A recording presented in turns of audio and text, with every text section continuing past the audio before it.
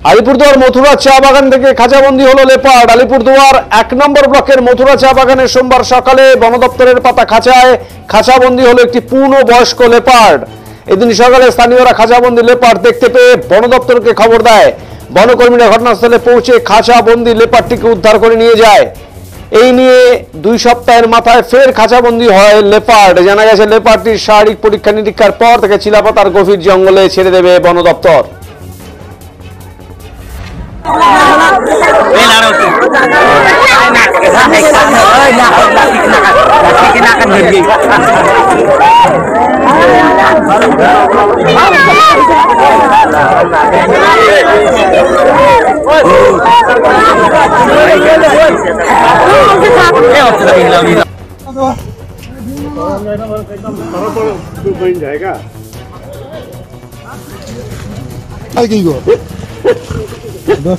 चीता है कुकुर को भेजा कुकुर को भेज ঘুরে না বেরা না দেখা যাচ্ছে ও কত ঘুরে দিতে দেখা যাচ্ছে মারে লাগি কি না